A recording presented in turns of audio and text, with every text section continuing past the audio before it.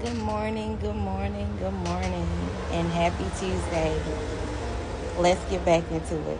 Jordyn's journey, part 11. How did we get here?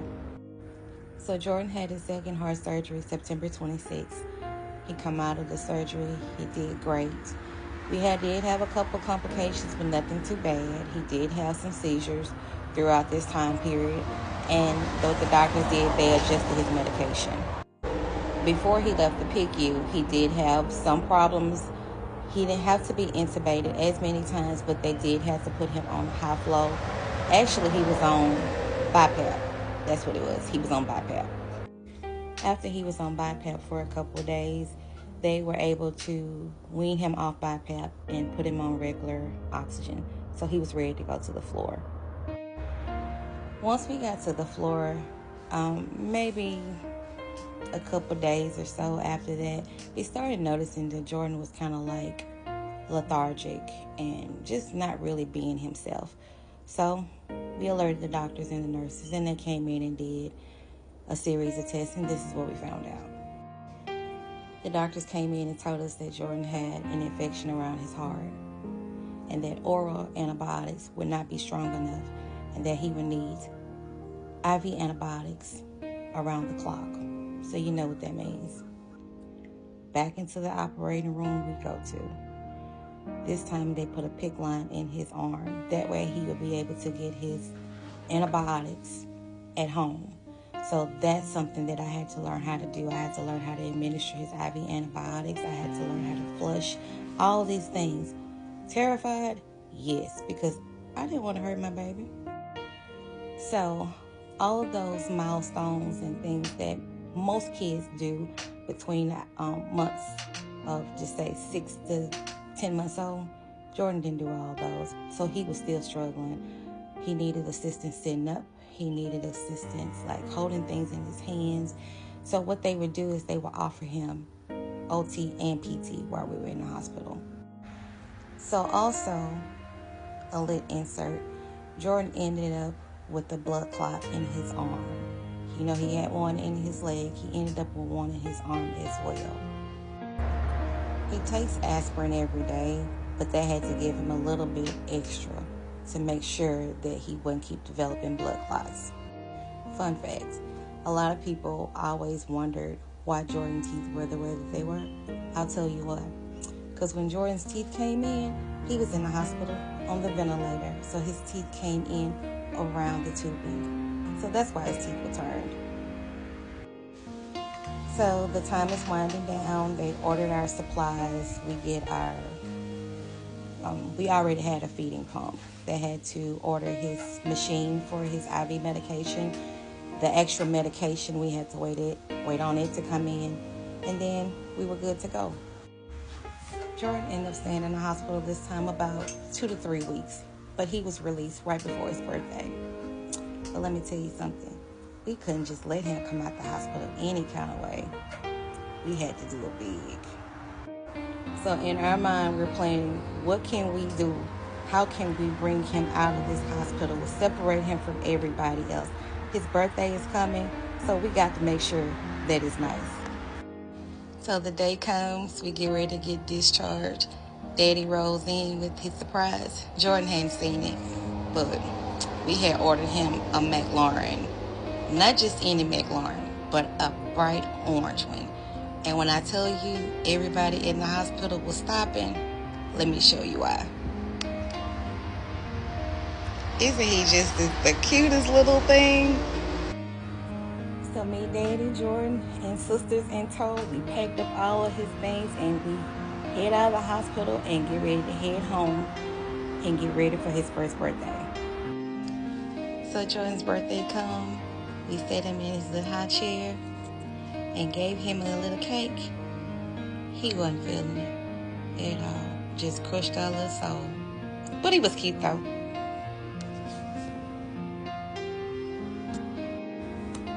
So we got him home for his birthday. Everything he's going well. We're adjusting. Everything seems like it's going well until it wasn't. He never give us a break, I promise you. guess what? Back to the hospital we go. Respiratory distress again. We stay in the hospital about a week or two. They get him home, get him healthy. We get him back home. Life is great. Things are going like they're supposed to. We're going to doctor's appointments and everything until, guess what? He gets sick again, and we're back in the hospital again. It's respiratory distress again. We have no clue what's going on. We just know when he's in the hospital, he's fine, and when he gets home, he gets sick. It kind of started out like it was maybe once every 2 months, and then it got like once a month, and then we were getting to like every 2 weeks. He was getting sick and sick and sick. So we're going to fast forward to November. The reason why it was November because I wanted my baby to be at home with me for my birthday. So that's how I remember exactly when it was. Jordyn had just got out the hospital, hadn't been at home 4 to 8 hours. I had him hooked up to the pulse ox monitor, and it just keeps beeping and keeps beeping. His stats aren't looking good. I don't know what's going on. He was fine. He started looking lethargic again, started vomiting, just freaking out. We didn't know that God already had a ram in the bush, and that ram was his nurse.